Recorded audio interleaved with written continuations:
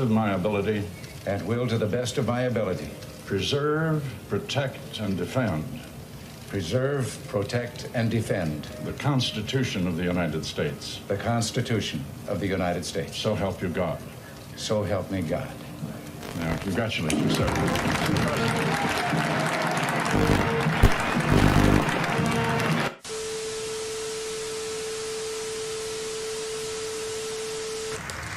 Before departing the Capitol, the President pauses to review troops from all services under the command of Major General Robert Arter, Chairman of the Armed Forces Inaugural Committee.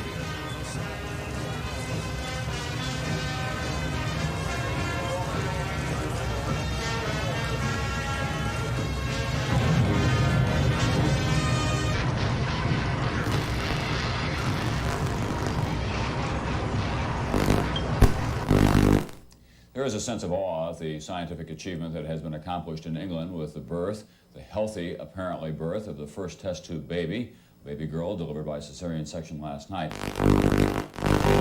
Was the first American baby successfully conceived outside her mother's body by the in vitro technique, in which the mother's egg is fertilized in a laboratory dish with sperm from the father.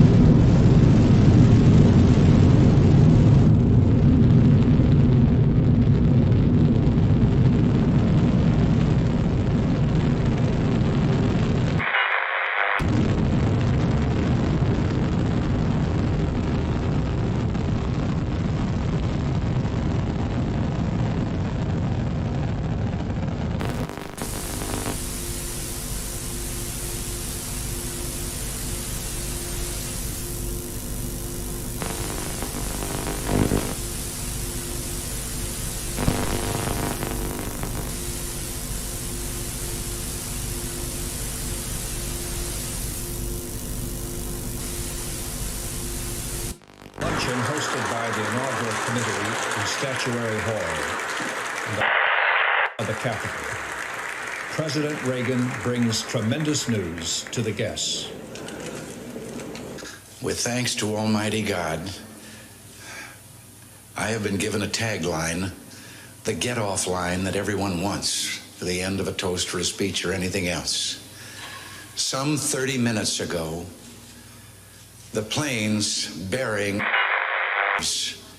left Iranian airspace and are now free of Iran.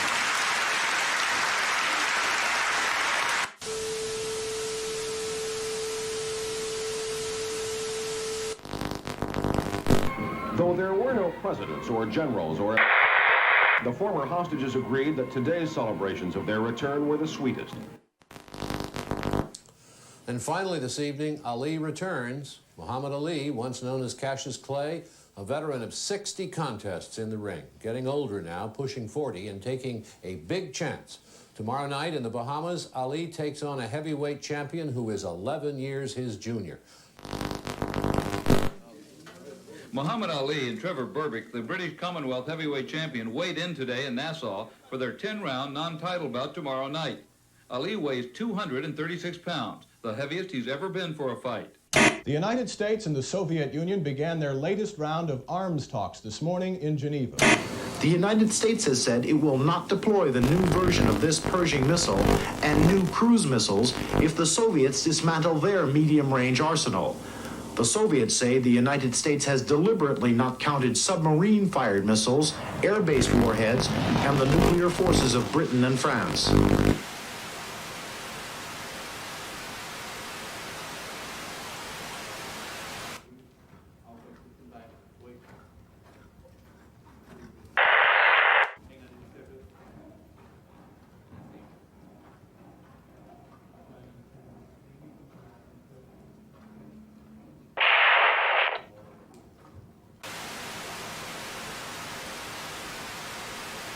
Judy, I'm sorry to interrupt. I beg your pardon. In front of me now are two bulletins from AP and United Press International that both say President Reagan was shot in the chest and wounded by at the Washington Hotel on Monday. He was reported in stable condition at George Washington University Hospital. I have just read from the United Press International Bulletin. The second bulletin is from Associated Press. They both move simultaneously. AP says, quote, President Reagan was wounded in an assassination attempt today, top White House aides said. He was reported to be conscious. His condition was stable, according to Lynn Nofziger, who is the president's political advisor. Here's the car pulling up under the emergency marquee at GW. Agents running out, ordering the press back. There's Mrs. Reagan in the red coat. Good evening. Reagan is in good condition tonight in a Washington hospital after several hours of emergency surgery. His press secretary, James Brady, is in extremely serious condition with brain damage. A Secret Service agent who was also shot is doing well, while a District of Columbia policeman is in serious condition with bullet wounds in the shoulder and the neck. Constitutionally, gentlemen, you have the President, the Vice President, and the Secretary of State in that order. And should the President decide he wants to transfer the helm to the Vice President, he will do so. What is this? As of now, I am in control here in the White House, pending return of the Vice President, and in close touch with him. If something came up, I would check with him. Before he got the news about Brady, the president continued to make jokes with the medical staff. At one point, he said, if I got this much attention in Hollywood, I never would have left.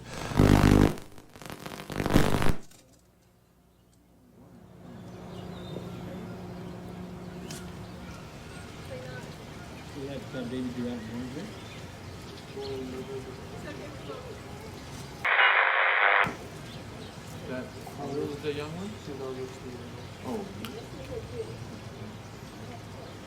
I think every ball club in the major leagues, really has been hurt financially by this. No one has won by this strike. The only people that are going to win now are the fans because it's over with. It's about time to stop playing baseball. Let's begin with the news of the morning. The strike deadline has... It looks like the first mid-season baseball strike in history is on. If you don't like what they're making here, throw them in a steel mill for 6 months and let them earn their money. President Reagan has reaffirmed close relations with Israel in spite of the suspension of delivery of 4 F-16s after the air raid Sunday on an Iraqi nuclear facility. Take me on. And I suppose in love. Of course. Whatever in love means.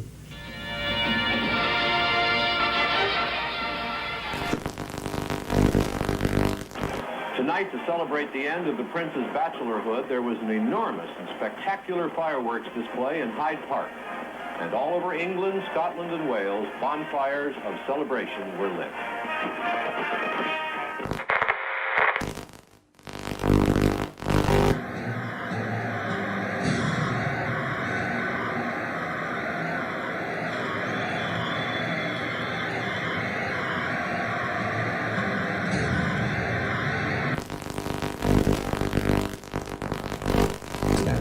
But then the new art form gets a boost when a 24-hour station called MTV debuts. What we've introduced with MTV is a non-narrative form, as opposed to conventional television where you rely on mood and emotion. We make you feel a certain way as opposed to you walking away with any particular knowledge. Helms said his agency could not rehire any large number of strikers because they wouldn't get along with the group now working in the towers. Within the FAA, we could not accept it under any condition. As far as coming back as controllers, things, I just don't feel like we need them back down here.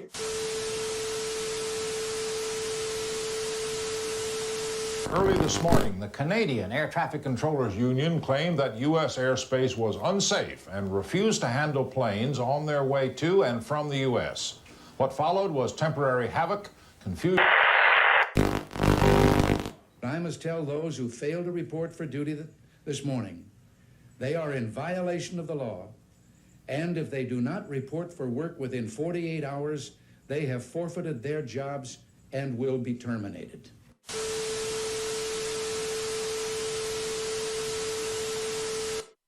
Negotiations continue to end the Major League Baseball strike, but there's no sign a settlement is near. While they wait, ball players occupy themselves in many ways. In an historic first, Sandra Day O'Connor is Reagan's surprise choice for nomination to the United States Supreme Court. The Arizona judge shares the president's concern on many legal issues. She is unanimously confirmed by the Senate in September and takes her place on the bench.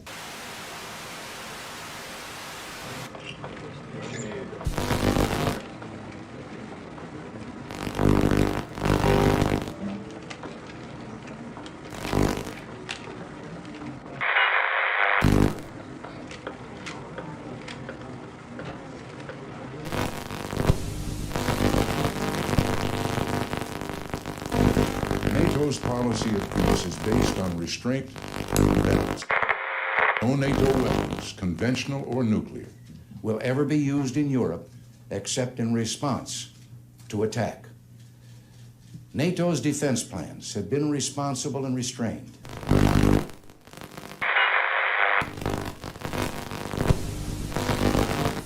But the momentum of the continuing Soviet military buildup threatens both the conventional and the nuclear balance. Our response to this relentless buildup of Soviet military power has been restrained but firm. We have made decisions to strengthen all three legs of the strategic triad: land and air-based. In other words, a deterrent, preventing the use of these Soviet weapons by the counter threat of a like response against their own territory. At present, however, there is no equivalent deterrent to these Soviet intermediate missiles. War depends on the perceived ability of our forces to. The more effective our forces are, the less likely it is that we have to use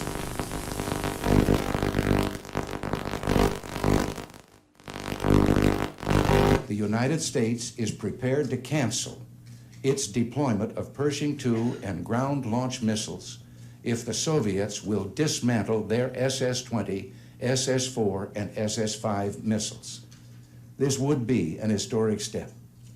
With Soviet agreement, we could together substantially reduce the dread threat of nuclear war which hangs over the people of Europe. This, like the first footstep on the moon, would be a giant step for mankind. Citizen of that country. First, in this case... That's what happened to you, right? That's right. And you got all this from Moscow when you were trained as a spy at a spy school in Moscow? That's right. That's right. That was a major part of my schooling.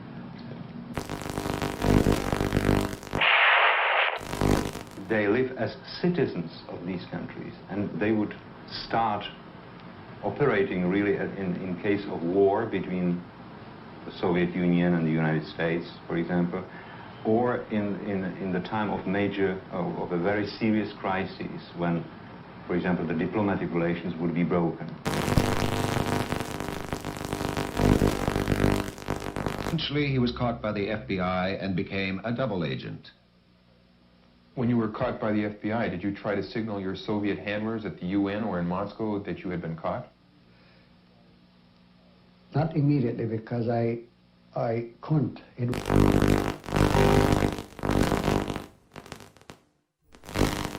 I would be, among other illegals, the only means by which the Soviet Union could get any military intelligence from the United States, because all their diplomatic means, all their open means would be cut off.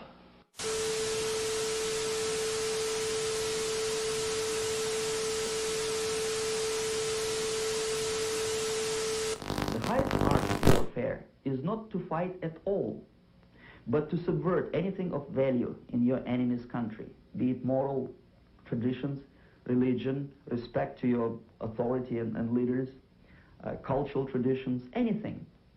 Put white against black, old against young, I don't know, wealthy against poor, and so on. Doesn't matter. As long as it disturbs society, as long as it cuts the moral fiber of a nation, it's good.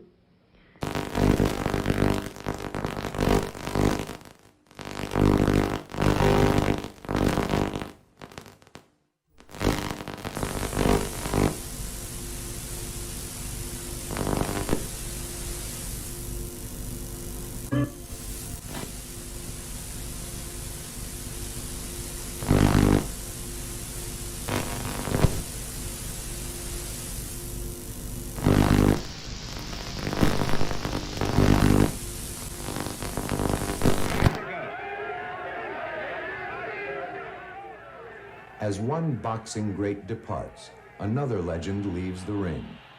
39-year-old Muhammad Ali loses a bout to young Canadian Trevor Berbick. The champ calls it quits. Just have to face it. More information is turning up tonight about John W. Hinckley, Jr., the man accused of firing the shots. He was arraigned in court in Washington, D.C. tonight. There is no evidence that there was anyone else in conspiracy with Hinckley, it all appears as though he was acting alone. Good evening. At Christmas time, every home takes on a special beauty, a special warmth. And that's certainly true of the White House, where so many famous Americans have spent their Christmases over the years. This fine old home, the People's House, has seen so much, been so much a part of all our lives and history. It's been humbling and inspiring for Nancy and me to be spending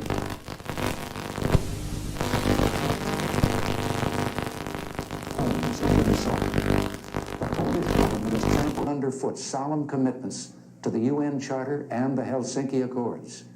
It has even broken the Gdansk Agreement of August 1980, by which the Polish government recognized the basic right of its people to form free trade unions and to strike.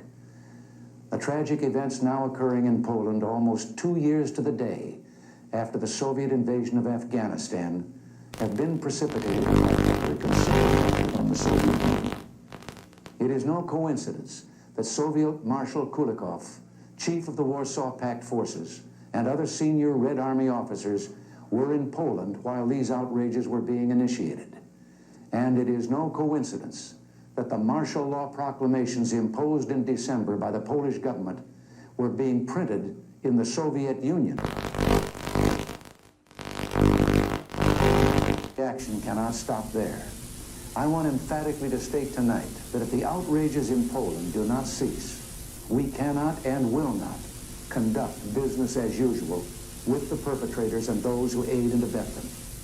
Make no mistake, their crime will cost them dearly in their future dealings with America and free peoples everywhere. I do not make this statement lightly or without serious reflection. We have been measured and deliberate in our reaction to the tragic events in Poland. We have not acted in haste, and the steps I will outline tonight and others we may take in the days ahead are firm, just.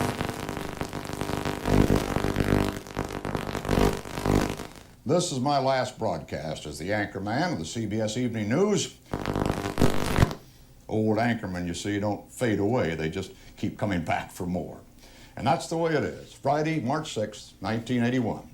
I'll be away on assignment, and Dan Rather will be sitting in here for the next few years. Good night.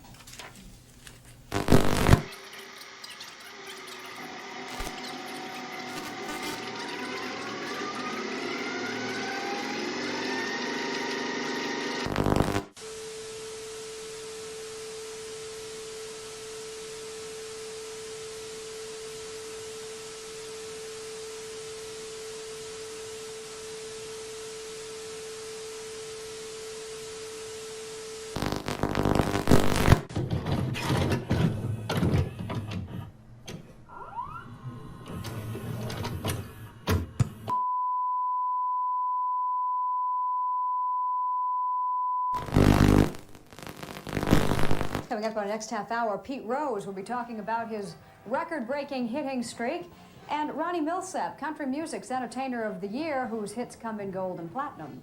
But right now, a station break.